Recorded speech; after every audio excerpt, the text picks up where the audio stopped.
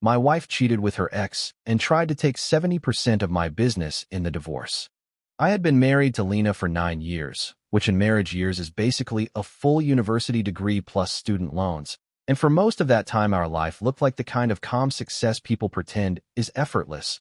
I built a logistics and distribution business that grew from one rented warehouse and a coffee-stained notebook into something that paid good salaries, moved a lot of product across our state, and brought in enough tax revenue that the local chamber of commerce started using my name in sentences that made me want to check for hidden cameras. We had a comfortable home, a reliable routine, and one son, Noah, who was 6 and had the kind of energy that makes you grateful for both bedtime and modern noise-canceling headphones. Lena used to work. She was good at it too, sharp and organized. Then she stepped back when Noah was born and later said she would return when the timing felt right, which was fine with me. I never saw my role as a provider as leverage. I saw it as a responsibility, the kind you carry quietly, like keys in your pocket. You know they are there, but you do not wave them around. On a Wednesday that started like any other, I left before sunrise, handled a surprise inspection at a facility, negotiated a new contract with a supplier who thought confidence was the same thing as competence, and I drove home thinking about nothing more dramatic than what we would have for dinner and whether Noah had started another phase of only eating food shaped like dinosaurs. When I pulled into the driveway, I noticed the front porch light was on even though it was still bright outside. That small detail felt like a warning label. Inside the house, the air had that too quiet feeling, like someone had turned down the volume on life. Lena was in the kitchen with her phone in her hand, not scrolling, not texting, just holding it as if it might bite. Her eyes did not meet mine right away, and that was new, because Lena had always been direct. Even when she was annoyed, especially when she was annoyed, she said my name like it was a question. Then she said, "I got a call. It was from Evan, her ex." She said the name as if it was supposed to mean nothing, like a random neighbor or a cashier at the grocery store.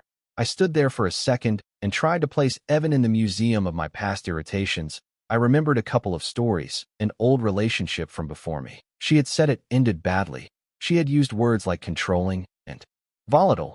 She had never spoken his name in our entire marriage. Until now, Lena said he was seriously injured and he asked her for help. I blinked, because my brain has a strong preference for logic, and this did not come with any. I said, "Injured how? And why would he call you?" She exhaled and looked at the window instead of me. "I do not know. He said it was bad, and he needed someone he could trust." I felt my jaw tighten, not because I was angry at first, but because I could feel something sliding out of place inside our normal life, like a floorboard shifting under your foot. I said, "Lena, you told me that man was a monster." She nodded quickly like she wanted to agree without actually agreeing. "Yes, he was awful, but I am not like him. I cannot ignore someone who is hurt."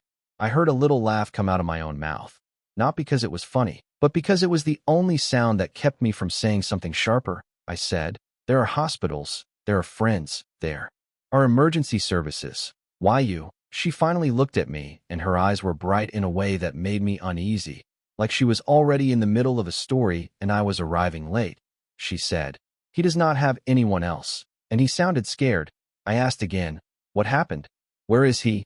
Why did he call today?" But she moved around the question like it was furniture she did not want in the room.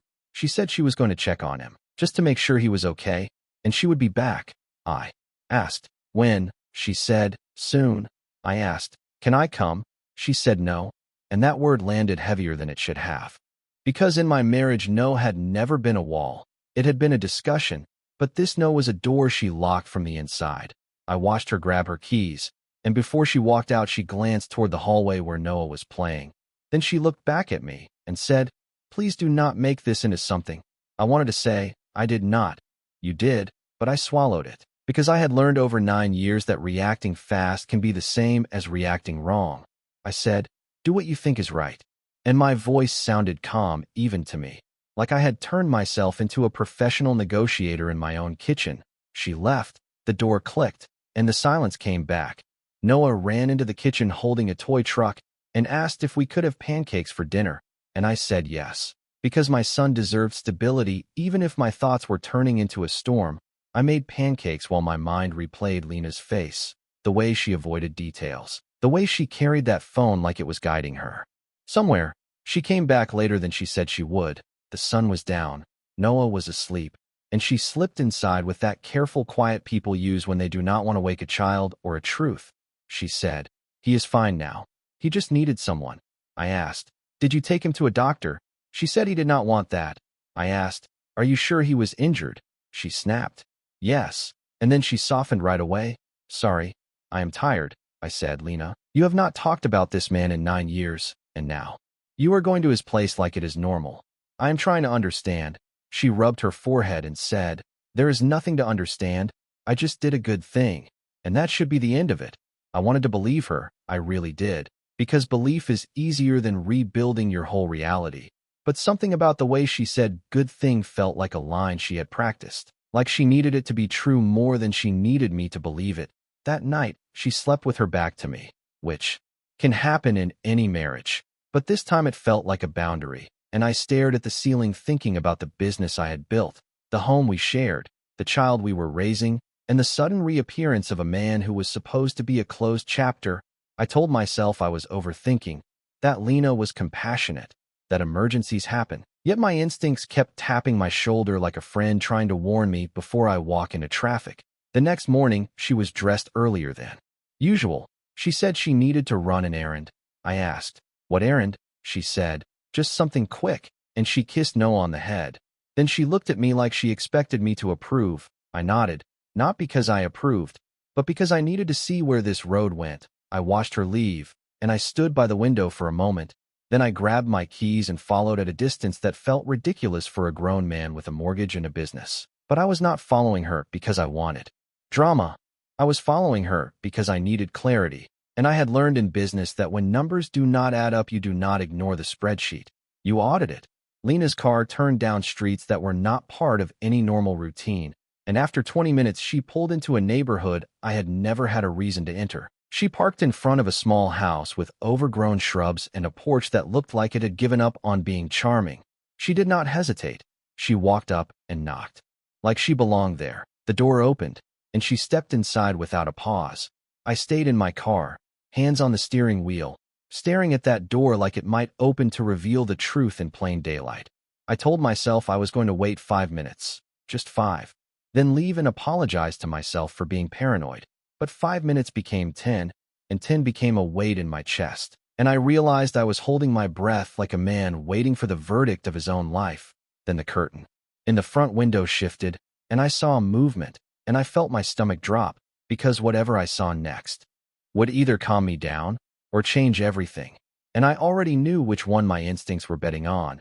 I stayed in the car longer than any rational man should, because leaving felt like surrender, and going inside felt like detonating a life I had spent 9 years building.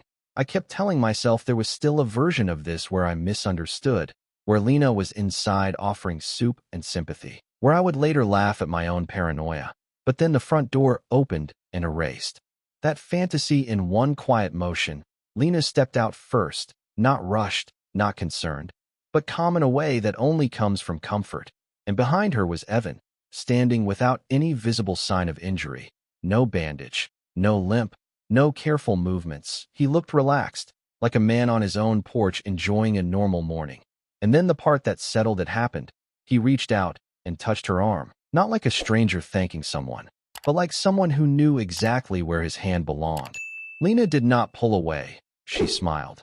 Not a polite smile, but the kind that does not need permission. My hands tightened on the steering wheel, and for a second I thought about getting out of the car and saying something loud and final, something that would feel satisfying for exactly 10 seconds and disastrous for the rest of my life. But I did not, because anger is expensive and I had too much to lose. I watched her say something I could not hear, watched him laugh. Then she walked back to her car and drove away like she had just finished a normal errand. I waited until she turned the corner. Then I started my car and drove in the opposite direction. My head was clear in a way that surprised me, because when the truth finally lands, it removes the confusion, and confusion is often more painful than certainty. I did not cry. I did not shake. I felt focused, like I was back in the early days of my business when every decision mattered and hesitation cost money. I drove home, packed a bag for Noah without waking him, clothes, his favorite hoodie, The dinosaur book he insisted was not for kids, even though it clearly was. I wrote a note for Lena that said only, "Noah is with me. We are safe. We will talk later." Then I lifted my son gently and carried him to the car. He stirred and asked where we were going, and I said, "To see Grandma and Grandpa," which made him smile and fall back asleep. My parents lived across town, and when I knocked on their door that early, they knew something was wrong before I said a word. I told them everything in a calm voice that felt borrowed. My mother looked furious in a very quiet way. My father listened without interrupting, and when I finished, he said, "You did the right thing bringing Noah here. Stay as long as you need." I left my son with them and promised to be back later. Then I drove to my friend Mark's place. Mark had been with me since before the business, before the house, before I knew how expensive betrayal could be. He opened the door in sweatpants and took one look at my face and said, "Say nothing. Come in." I told him everything anyway, because saying it out loud makes it real and manageable. He did not give advice right away. He just listened. And that is how you know someone is actually your friend. I stayed there that night, slept for a few hours without dreaming, and woke up to my phone vibrating like it was trying to escape the table. Missed calls, messages, Lena's name stacked on the screen like evidence. I did not answer, not because I wanted to punish her, but because I wanted to think. I went back to my parents' place, spent the morning with Noah building a tower he proudly destroyed 5 times, and I reminded myself that whatever happened next had to protect this small human first. Then I drove to a lawyer recommended by a business associate, a woman who looked like she did not waste time or words. I told her the situation. She asked precise questions, and when I finished, she said, "You were smart to leave and document nothing emotional. From this point on, you communicate through me." She explained what mattered and what did not, what courts look at and what they ignore. And when I asked about my business, she said, calmly, that it was built before and during the marriage but structured in a way that made it defensible, especially given Lena's current employment status and her actions. I left her office with a folder and a strange sense of relief, because clarity is power. When I returned home that evening, Lena was waiting, pacing like someone rehearsing regret. The moment she saw me, she ran forward and wrapped her arms around me, saying my name like it was a lifeline. I did not push her away. I simply stepped back and handed her the papers. Her expression shifted from relief to disbelief in one breath. She said, "What is this?" I said, "This is me choosing reality." She said it was not what it looked like, that Evan was hurt, that I misunderstood, and I almost laughed, because she still thought I was missing information, not that I had seen too much. I told her the divorce would be handled through my lawyer, that Noah was safe, and that I needed space. She cried then, loudly, dramatically, like tears could rewrite timelines. But I felt steady, not cold, just done. Later I would learn that she planned to ask for 70% of my business, that she believed my success was hers by default.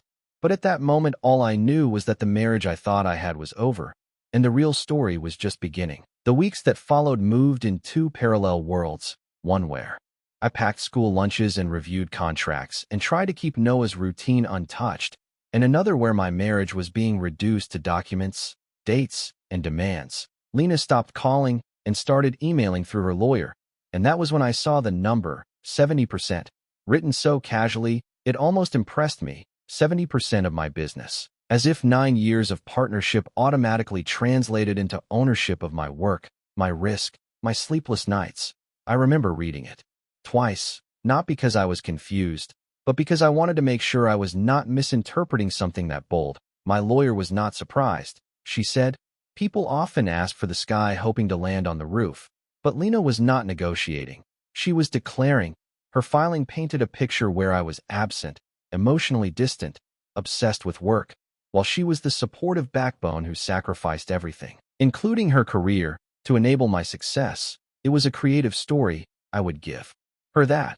But creativity does not replace evidence. I focused on facts, bank records, corporate structures, the timeline of the business growth, and most importantly, her own choices, including the one that brought Evan back into our lives. Lena tried to talk to me directly once, showing up unannounced when I was leaving the office.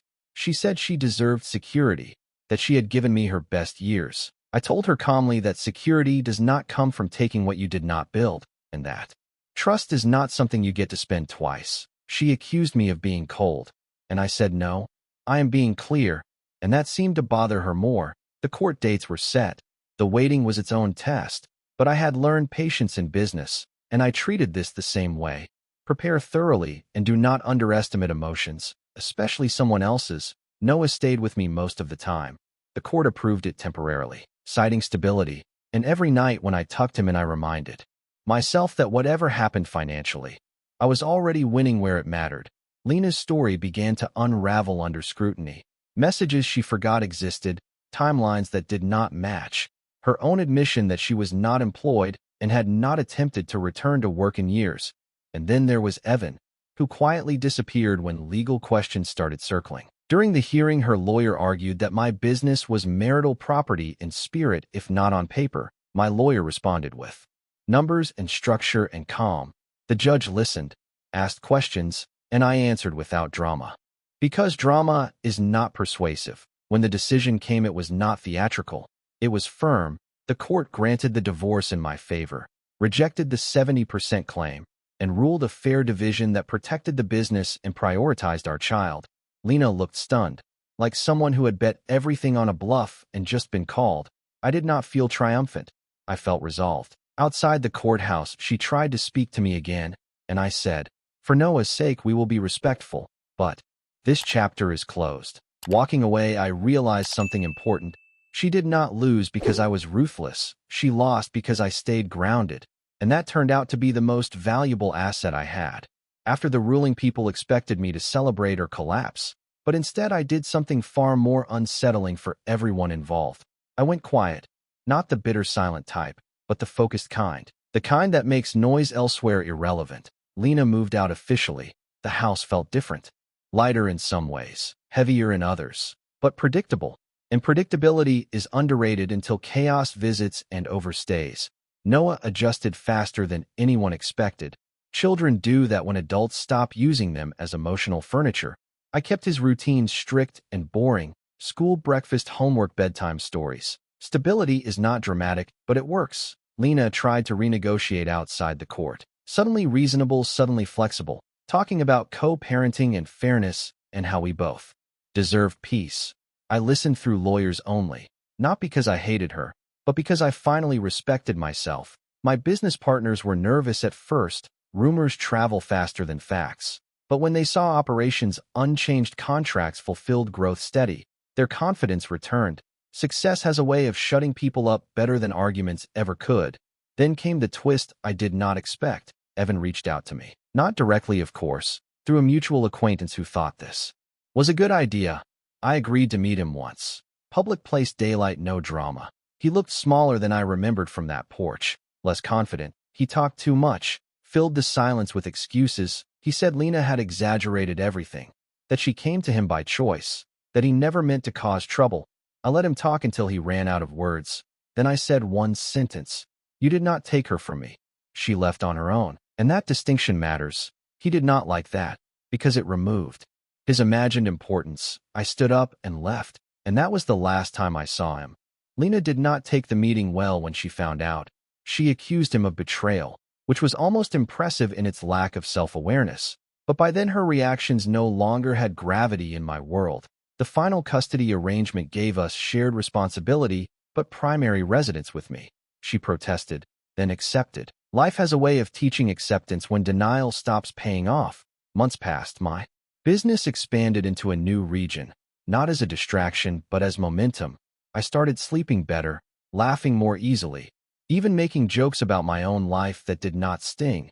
One night Mark said something that stuck. He said, "You did not just survive this, you upgraded." And he was right. Not financially, but internally. I had learned that dignity is not loud, strength does not need witnesses, and revenge is overrated compared to peace. Lena faded into the background of my story, not erased, just resized to her actual role, a lesson, not a legacy. And as I watched Noah run across the yard one evening laughing without fear, I knew that no percentage of any business could ever compete with what I had protected. People think the hardest part is the court or the confrontation or the moment you see something you cannot unsee, but the real test comes later, when the noise fades and you are left alone with the quiet version of your life, the version that does not demand reactions, only honesty. Weeks after everything settled, I started noticing how much energy I used to spend managing Lena's moods, her silences, her sudden certainty that feelings were facts. Without that constant adjustment, my days felt longer, not emptier, just spacious, like I had been living in a crowded room, and someone finally opened a window. I took Noah camping for the first time. Nothing dramatic, just a state park and a borrowed tent. He asked questions about stars and bugs, and why the fire made sounds, and I answered all of them, realizing how present I could be when my mind was no longer divided. Lena tried again to redefine our past in small ways. Comments like we both made mistakes or it just fell apart naturally. I did not argue, because arguing edits history in the other person's favor. Instead, I stuck to logistics and boundaries. Polite, firm, boring. Boredom is a powerful shield. My parents told me they were proud of me, not for winning anything, but for staying steady, and that meant more than any ruling. At work, a younger manager asked how I handled pressure without becoming bitter. I told him bitterness is just disappointment that did not get processed on time. So I processed it, slowly, honestly, without pretending I was above it. There were nights I sat alone and replayed conversations, not to torture myself, but to learn. I saw where I ignored discomfort because it was inconvenient, where I confused loyalty with tolerance. Those insights were uncomfortable but useful. Like discovering a structural flaw before the building collapses, Lena started dating again.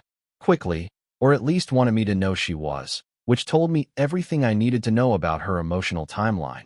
I wished her well silently, not because she deserved it, but because I deserved not carrying resentment like unpaid debt. Noah asked once why mom and dad did not live together anymore. I told him the truth in a way he could carry, that sometimes adults make choices that change families. But love for children does not disappear. He accepted that with the wisdom only children have, and then asked for ice cream. Life moves forward whether you dramatize it or not. I realized that losing the marriage did not mean losing myself. It meant reclaiming parts one had set aside to keep peace. And peace that costs your clarity is not peace. It is postponement. One evening I looked at my reflection and noticed I looked lighter, not younger, just more aligned. And that alignment felt like the real victory. Somewhere between school drop-offs and quarterly reports I noticed something strange. My life was no longer about recovery. It was about direction.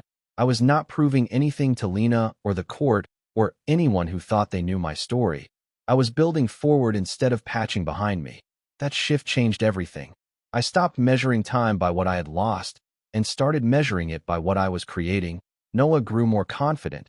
Teachers mentioned how calm and focused he was, how he helped other kids, and I recognized that steadiness. It was the same steadiness I had fought to maintain through the chaos. Lena and I settled into a rhythm that was functional if not warm. Exchanges were brief, respectful, and centered on our son. No revisiting the past, no emotional archaeology. She tried once to reminisce about early years like nostalgia could act as glue. I gently redirected the conversation to Noah's schedule, and she understood, maybe not emotionally but practically. And practicality was enough. My business hit a milestone I had planned years earlier. Not explosive growth, just strong, clean expansion, the kind that lasts. I treated my team to dinner and thanked them for stability during turbulence. Leadership is not about control. It is about being reliable when things shake. One night after Noah fell asleep, I sat on the porch with a quiet drink and realized I was not angry anymore. Not tired either, just present. Betrayal had not hardened me. It had refined me, like pressure does when you do not crack. I thought about how close I came to reacting instead of responding, how different everything would look if I had chosen spectacle over strategy, and I smiled, because restraint had given me something louder than revenge, a life that worked. I understood then that winning is not taking something back from someone else. It is refusing to lose yourself in the process, and that understanding settled in like it planned to stay.